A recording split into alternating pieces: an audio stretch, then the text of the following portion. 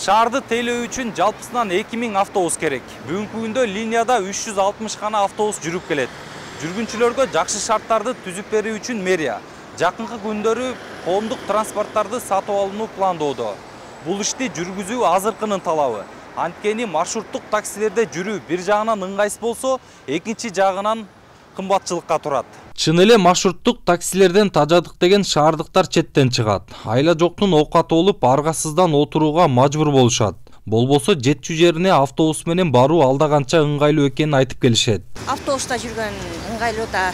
Мындай тигинде болсо киши көп болуп калганда эме болуп атпайбы? Тыгылышып. Автобус керек. Автобус эле жакшы. Шаардын да бул эстетикасы оң болот да. Маршрутка менен жүргөн. Маршрутка менен эмнеге? Батыраак. Жети жерге эртерээк жетесиң. Автобус менен жүргөндө. Маршрут кымбат болуп атпайбы? Мага, например, автобус менен троллейбустар ыңгайлуу да. Маршруткага түшсөң, кийир иштери үстүнө тыгып алып алышат. Мына ушундай жүргүнчүлөрдүн пикирин эске алган мэрия автобустарды көбөйтүүнү пландашууда. Ал үчүн Европа реконструкциялоо жана өнүктүрүү банкынан 25 миллион евро өлчөмүндө жеңилдетилген насыя алынат экен. Каражат автобустарды сатып алууга жана Бишкек шаарынын автобус паркын оңдоого жумшалат. Маалыматтарга ылайык кредиттик каражаттар 2 транш менен бөлүнөт. Биринчи транш боюнча 16 миллион евро берилип, эгер макулдашылган шарттар аткарылса, экинчи транш менен кошумча 9 миллион евро бөлүнөт. Насиянын мөөнөтү 12 жыл, жеңилдетилген мөөнөтү 3 жыл. Мындан тышкары 8 миллион евро өлчөмүндө грант катары берилет экен. Долбоорду ишке ашырууга жалпысынан 33 миллион евро каралган. 25 миллион кредит, анан 8 миллион грант отпайыкпы? 8 миллион грантка эмне иштер аткарылат?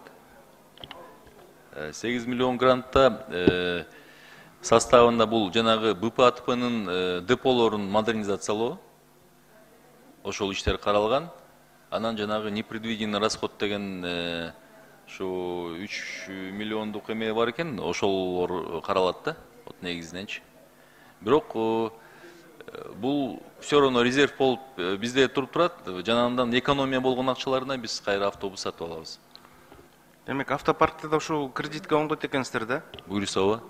Талкуу маалында депутаттар автобустардын кайсы өлкөдөн алынарына кызыгып, сапатына өзгөчө көңүл бурууга чакырды. Биз 2008-жылда ушул Кытайдан алганбыз да автобустар, кичине сапаттуу анча эмес экен. Туура айтасыз, Дастан Булач. Бул квалификациялык талаптар жалаң Европанын автобустарына ылайык кылып түзүлгөн да.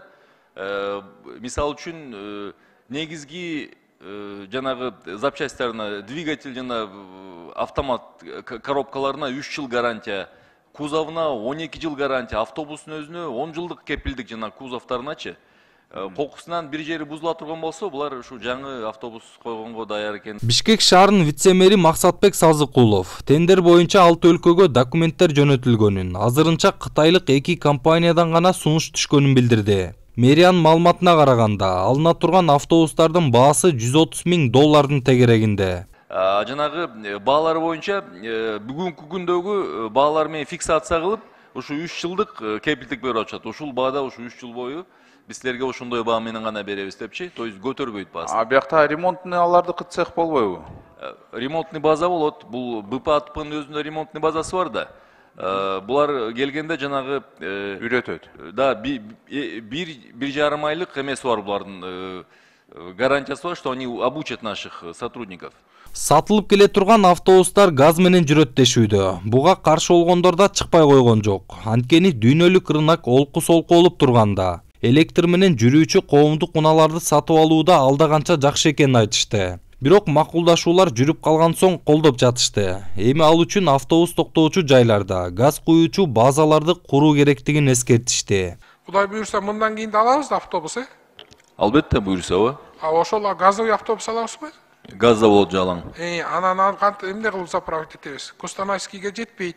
Экинчи жактагыга да куруш керек. Ошон үчүн муну да азыртадан ойлонушуңуздар керек. Может, могундан калган акчага ошол жака бир газда заправка курушубуз керек. Газпром менен эмитен сүйлөш керек да. Жарайт.